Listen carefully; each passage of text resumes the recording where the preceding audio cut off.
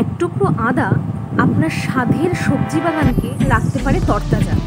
হ্যাঁ, ঠিকই শুনেছেন, আদা খুব সুপরিচিত আমাদের কাছে। কিন্তু কিভাবে এই আদা আমাদের এই সাহায্য করতে পারে জেনে নেব এই ভিডিওর মাধ্যমে। তবে শুধু এটুকু বলে রাখি, যদি গাছে পোকা না থাকে তবে তরতাজা সবজি বাগান আর তার থেকে তরতাজা সবজি দুটোই কিন্তু পাওয়া সম্ভব।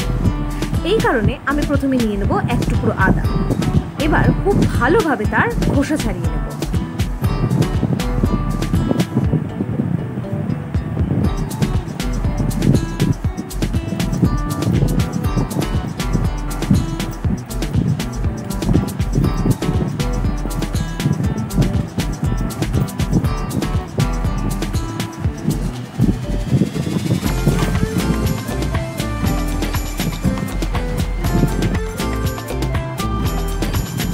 খোসা ছাড়িয়ে মিক্সার গ্রাইন্ডারে দুপাক ঘোরাতেই দেখুন আদাগুলো কেমন ঝুরঝুরে হয়ে গুঁড়ো হয়ে গেল।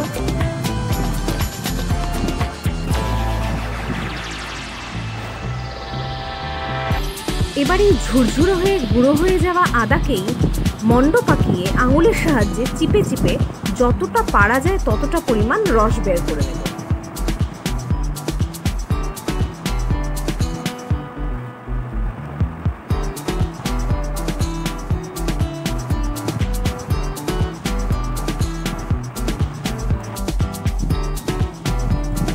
আমার কাছে একটি পুরনো খালি প্লাস্টিকের স্প্রে বোতল ছিল, সেটাকে এবার আমি কাজে লাগাবো।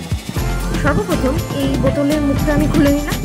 নামার পরে বেশ খানিকটা জল আমি এতে ঢেলে নেব।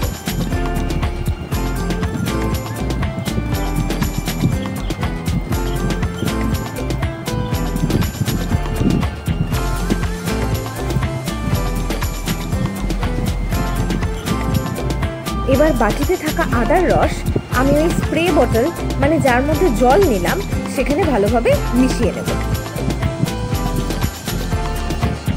বোতলের মুখটা খুব টাইটভাবে আটকে আমি একটু ঝাঁকিয়ে নেব, যাতে এই মিশ্রণটা খুব ভালোভাবে তৈরি হয়, মানে আদার রসটা জলের মধ্যে যাতে ভালোভাবে মিশে যায়। আর এই মিশ্রণই হলো একটি প্রাকৃতিক কীটনাশক বা ইংলিশে যেটা আমরা বলি পেস্টিসাইড। এবার আপনি অল্প অল্প করে আপনার সবজি গাছের পাতায় ছিটিয়ে দিতে পারেন। যদি পোকার আগমন ঘটে তবে সেটা তো নষ্ট হবেই, আর যদি তা না হয়ে থাকে তাহলে আপনি সেফ সাইডে থাকার জন্য আগে থেকেও এটা ব্যবহার করতে পারেন, গাছের কিন্তু কোনো ক্ষতি হবে না।